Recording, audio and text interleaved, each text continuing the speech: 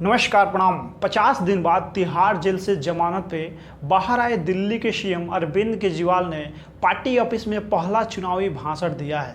उन्होंने 21 मिनट की स्पीच की शुरुआत हनुमान जी से की और प्रधानमंत्री नरेंद्र मोदी तानाशाही, वन नेशन वन लीडर, भ्रष्टाचार, देश और विपक्षी गठबंधन से होते हुए प्रभु यानी भगवान पे ख़त्म किया है। उन्होंने कहा है कि प्रधानमंत्री नरेंद्र मोदी अगले साल 17 सितंबर को 75 साल के हो जाएंगे। क्या भाजपा उन्हें लाल कृष्ण आडवाणी की तरह रिटायर करेगी? अगर भाजपा ये चुनाव जीतती है तो मोदी अमित शाह को प्रधानमंत्री बनाएंगे।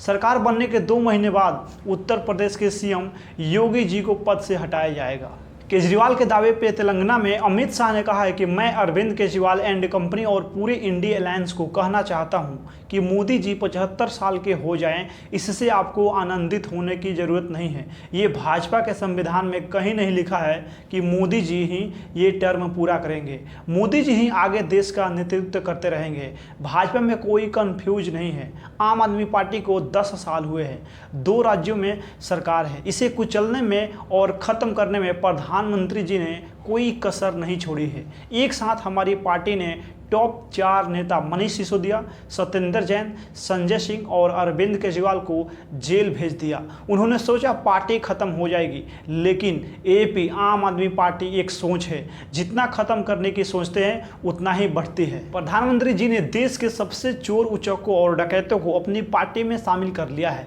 जिस आदमी को कहते हैं कि 70 करोड़ का घोटाला कर दिया, उसे ही मंत्री डिप्टी सीएम बनाते हैं। कहते हैं कि भ्रष्टाचार से लड़ रहे हैं। तुम अपनी पार्टी में चोर उचक्कों को रख लो और कहो कि भ्रष्टाचार से लड़ रहे हो। देश को बच्चा मत समझो। प्रधानमंत्री जी भ्रष्टाचार के खिलाफ लड़ाई केजरीवाल से सीखो। 2015 में एपी आम आदमी पार्टी की सरकार बनी थी।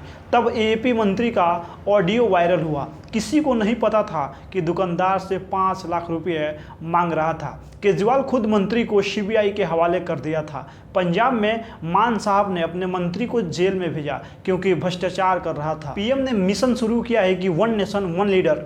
मोदी जी देश के सारे नेताओं को खत्म करना चाहते हैं। जितने विपक्ष के नेता हैं उन्हें जेल भेजेंगे, जितने भाजपा के नेता हैं उन्हें निपटा देंगे। अगर ये चुनाव जीत गए तो लिखवा लो कि थोड़े दिन बाद ममता बनर्जी, तेजस्वी प्रसाद यादव, स्टालिन, विजयन और उद्धव ठाकरे और सभी विपक्षी नेता जेल के भीतर होंगे।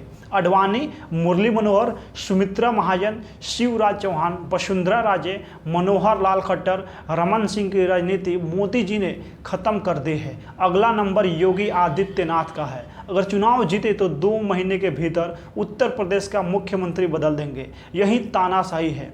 वन नेशन वन लीडर ये चाहते हैं कि एक ही तानाशाह देश के भीतर बचेगा। आज एक तानाशाह देश से जनतंत्र खत्म करना चाहता है। मैं पूरे तन मन धन से उस तानाशाह के खिलाफ लड़ रहा हूँ।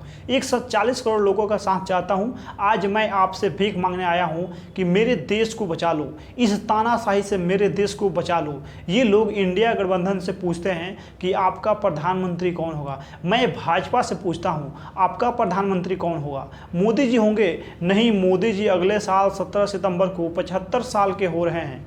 भाजपा के अंदर मोदी जी ने खुद रूल बनाया था कि भाजपा के भीतर जो भी 75 साल का होगा उसे रिटायर किया जाएगा। आडवाणी, जोशी, सुमित्रा महाजन, यशवंत सिन्हा को रिटायर किया गया। मोदी जी अगले साल 17 सितंबर को रिटायर होने वाले हैं। मैं भाजपा से पूछता हूँ कि अगला प्रधानमंत्री कौन होगा? अगर केंद्र में मोदी सरकार फिर से बनी तो 2 महीने में उत्तर प्रदेश के मुख्यमंत्री योगी जी को निपटाएंगे, अमित शाह को प्रधानमंत्री बनाएंगे। इसीलिए वोट मांग रहे हैं। मैं पूछना चाहता हूं कि मोदी की गारंटी कौन पूरा करेगा? मेरा आकलन है कि 4 जून के बाद मोदी सरकार नहीं बन रही है। इनकी सीट सभी जगह कम हो रही है। सट्टा बाजार भी 220 से 230 सीट के बीच सीट बता रहा है। केंद्र में इंडिया गठबंधन की सरकार बन रही है। एपी आम आदमी पार्टी सरकार का हिस्सा होगी। दिल्ली को पूर्ण राज्य का दर्जा दिलाएंगे। दिल्ली का एलजी दिल्ली का होगा, अभी गुजरात का है। खुद के इस्तीफे को लेकर अरविंद केजरीवाल क्या बोले? देखिए, अरविंद केजरीवाल का कहना है कि मैं इस्तीफा नहीं दूंगा, मैं इनके खिलाफ लड़ूंगा। केजरीवाल को कभी किसी पद का लालच नहीं हुआ। मैं मुख्यमंत्री प्रधानमंत्री नहीं बनना चाहता हूं। इनकम टैक्स कमिश्नर की नौकरी छोड़कर झुग्गियों में काम किया है। पहली बार सीएम बनाया तो वसूलों के लिए 49 दिनों में इस्तीफा दे दिया था। आज चपरासी की नौकरी कोई नहीं छोड़ता है। मुझे पता चला कि मेरे जेल जाने से मेरी माँ बहनें बहुत रोई हैं। कई ने मन्नतें मांगी है। सबका शुक्रिया अदा करना चाहता हूँ। करोड़ों लोगों ने अपनी दुआएं भेजी है। उन्हीं के आशीर्वाद का कमाल है कि आप लोगों के बीच हूँ। देश तरक्की करे, ऐसी प्रभु से इच्छा है। 75 साल रिटायरमेंट रूल भाजपा के संविधान में कहीं नहीं लिखा है, फिर इसे नियम मान लिया गया और कई उम्रदराज नेता धीरे धीरे पार्टी से किनारे कर दिए गए। ऐसा माना जाता है कि इसकी शुरुआत 9 जुलाई 2014 में अमित शाह के भाजपा के राष्ट्रीय अध्यक्ष बनने के बाद से शुरू हुआ। महीने भर बाद ही उन्होंने अपनी टीम की घोषणा की। साथ ही पार्टी के सबसे पावरफुल बॉडी पार्लियामेंट बोर्ड और केंद्रीय चुनाव समिति का भी ऐलान किया। इससे पार्टी के दिग्गज नेता अटल बिहारी वाजपेयी, लाल कृष्ण आडवाणी और मुरली मनोहर जोशी की तिकड़ी को हटा दिया। अमित शाह ने 26 अगस्त 2014 को इन तीनों नेताओं को मार्गदर्शक मंडल का सदस्य बना दिया। पार्टी ने इसे अपनी कोर टीम का विस्तार बताया। हालांकि मार्गदर्शक मंडल की कभी मीटिंग नहीं हुई है। इसी के बाद भाजपा में 75 साल रिटायरमेंट रूल की चर्चा होने लगी।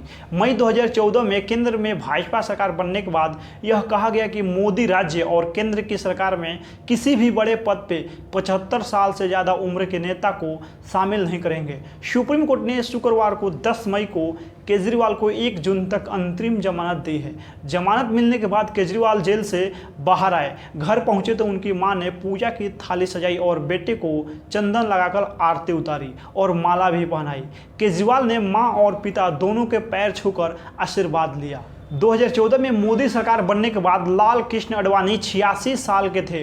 वह गांधीनगर से सांसद तो बने, लेकिन 2019 में उन्हें टिकट नहीं दिया गया। 2014 में मोदी के लिए मुरली मनोहर जोशी तो वाराणसी सीट छोड़ी और कानपुर से 80 साल की उम्र में संसद बने। कैबिनेट में भी उनको जगह नहीं मिली और 2019 में उनको टिकट नहीं दिया गया। बाकी इस वीडियो में आप लोग अपना प्रतिक्रिया दे दीजिए। मिलते हैं अगला वीडियो में। बहुत बहुत धन्यवाद।